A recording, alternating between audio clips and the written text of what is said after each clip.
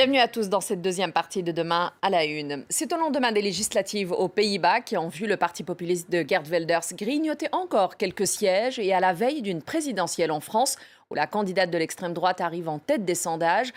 C'est avec tout ça que l'Europe s'apprête à célébrer le 60e anniversaire du traité de Rome, un anniversaire marqué par la multiplication des crises identitaires dans les pays européens. Pour en parler, j'ai le plaisir d'avoir à mes côtés pour cette deuxième partie notre spécialiste Europe à France 24, Caroline de Camaret. Bonjour. Bonjour.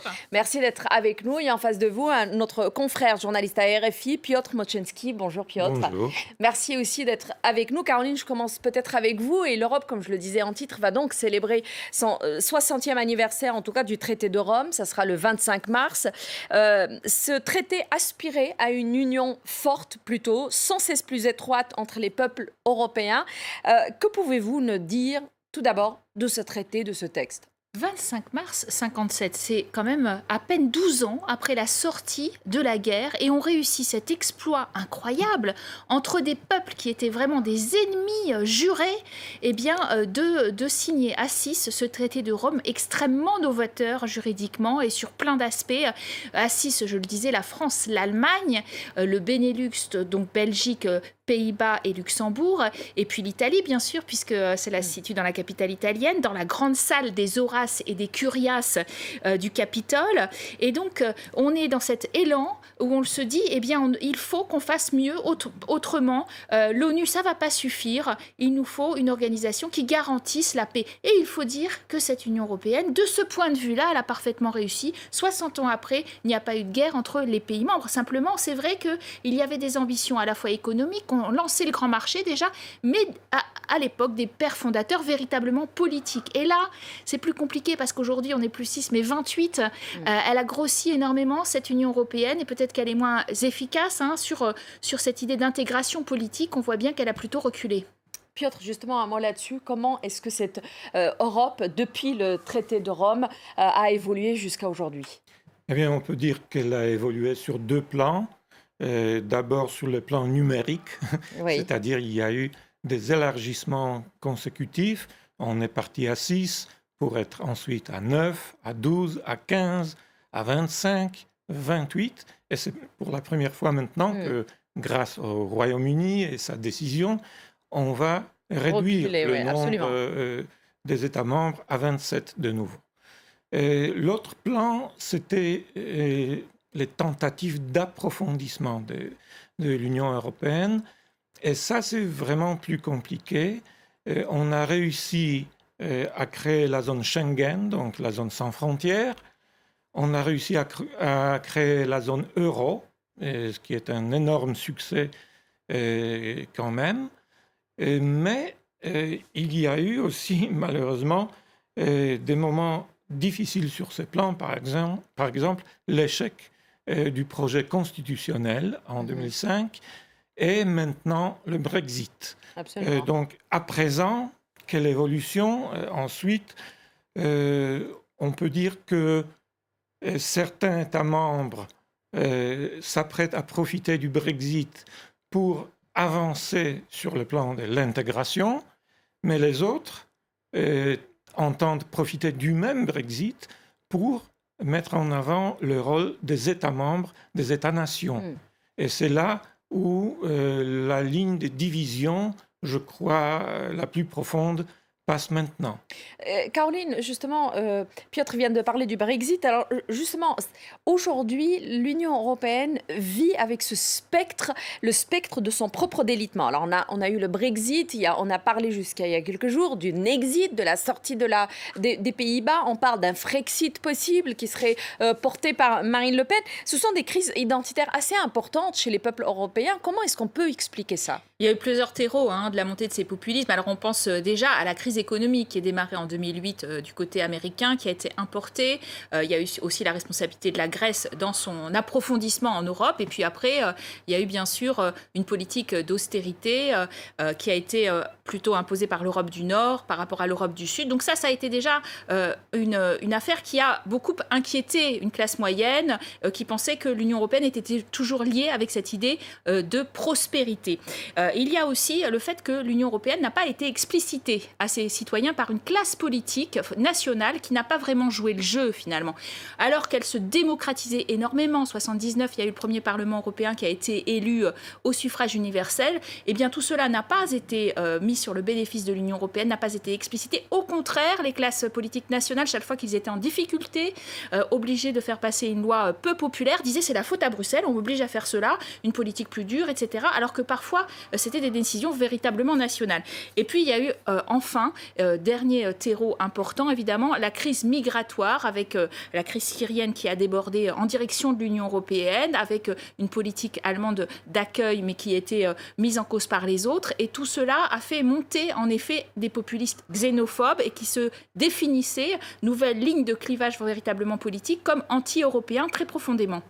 Alors, justement, cette Europe, aujourd'hui, elle a grandi, elle a énormément grandi. On est arrivé jusqu'à 28 pour revenir maintenant à 27. Et les problèmes ne sont pas pareils d'un côté comme de l'autre.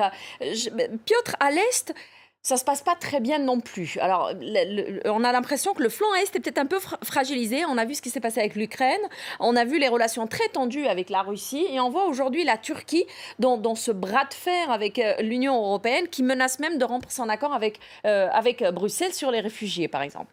Je trouve qu'à la base de ces problèmes, il y a en fait des crises identitaires, mais des crises identitaires différentes. La Russie qui veut redevenir une superpuissance mondiale en n'ayant pas trop de moyens sur le plan économique, mais en gardant des moyens sur le plan militaire.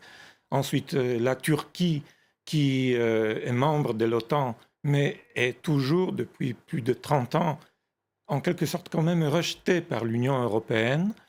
Et finalement, mais elle ambitionne aussi de devenir au moins une puissance régionale qui compte vraiment.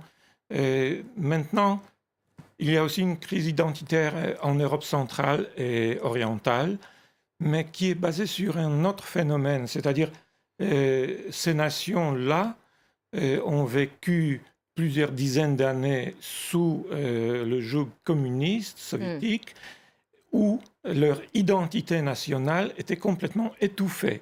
Donc maintenant, ils ont rejoint l'Europe, ils s'en réjouissent évidemment, mais une partie de la population a l'impression que l'on étouffe de nouveau leur identité nationale. Ils ont rejoint peut-être l'Europe pour le grand marché et pas pour un approfondissement politique. Et à chaque fois, on retrouve d'ailleurs la question valeurs de la souveraineté. Ça rejoint un peu ce que vous venez de dire. Parce qu'à chaque fois, les pays qui rejettent, d'ailleurs, c'est ce que les mouvements populistes utilisent, c'est ce manque de souveraineté des pays pour une entité transnationale qui prend un peu les décisions à la place, quoi. Et maintenant, oui, je crois qu'après une période de joie et satisfaction qui venait de succès économique, car l'Union européenne a énormément aidé quand même sur le plan financier tous ces pays, maintenant on revient en quelque sorte au fondamental.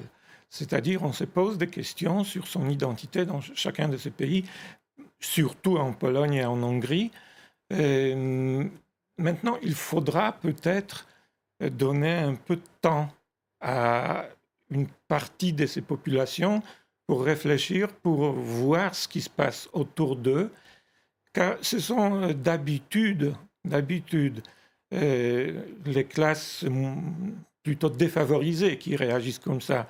L'intelligentsia est très pro-européenne et en général d'ailleurs, si on fait des sondages régulièrement en Pologne, on regarde les résultats, c'est toujours aux alentours de 70% qui se déclarent pro-européens, qui réclament. Pas si on parle de leur leader, Piotr. Viktor Orban pour la Hongrie, ou Jarosław Kaczyński, la tête pensante de la Pologne. Leur leader, justement, quand on parle de l'intelligentsia, leur leader est de plus en plus outrancièrement avec des propos eurosceptiques quand même, et c'est ce qui inquiète les autres Européens. Jarosław Kaczyński n'a jamais sorti des frontières de la Pologne. Ça n'aide pas à former, peut-être. Caroline, à l'occasion de cet anniversaire, donc, les dirigeants européens vont se rencontrer encore une fois à Rome pour commémorer ce 60e anniversaire et surtout pour parler d'une vision commune ou de leur vision commune du projet européen. Y a-t-il encore une vision commune? Y a-t-il encore un projet européen dont on peut parler comme ça pour tout le monde? Alors, la déclaration de Rome, on en attend au plus 2 pages. Hein. Donc, c'est une vision commune qui se résume à minima. Et pourtant, on comprend bien qu'il y a dû avoir ce choc psychologique du Brexit. On peut enfin quitter le club. Attention, pourvu que d'autres ne le quittent pas. Donc, qu'est-ce qu'on fait maintenant? Qu'est-ce qu'on propose à nos citoyens pour justement relancer la machine? Alors, en vérité, déjà, on propose de faire front face au Royaume-Uni pour ne pas offrir un trop bon accord qui incite d'autres à suivre le chemin. Et ça, est-ce que ça va tenir au-delà de quelques mois, de quelques années, puisqu'il y a 2 ans de négociations à venir, ou est-ce qu'elle va réussir, Theresa May, à diviser les Européens? C'est une première interrogation. Et puis, offrir un front commun aussi sur d'autres sujets. Hein. On parlait d'immigration, on parlait des États-Unis, peut-être de Trump. Mais la question se pose maintenant, notamment dans le tandem franco-allemand, mais attendez, puisqu'on n'arrive pas à emmener avec nous les pays de l'Est de l'Europe, qui vraisemblablement ont des droits économiques vis-à-vis de l'Union européenne, mais ne reconnaissent pas de devoir, c'est-à-dire d'accueil des réfugiés. Si on n'arrive pas à les emmener avec nous vers cette Europe plus politique, allons-y sans eux. C'est-à-dire, on va pouvoir faire une Europe à plusieurs vitesses, et c'est ce qu'on veut désormais, c'est-à-dire qu'on puisse dire, on va faire des coopérations renforcées dans certains domaines, la défense européenne, par exemple, avec ceux qui le veulent, et ceux qui ne le veulent pas ne nous empêchent pas d'y aller. Merci beaucoup, Caroline, pour toutes ces explications. Merci à vous, Piotr, d'avoir été avec nous. Merci à vous de nous avoir suivis. Je vous retrouve avec le même plaisir la semaine prochaine et toujours sur France 24. Et en attendant, n'oubliez pas que l'avenir n'est qu'un présent qui s'ignore. Très bon week-end.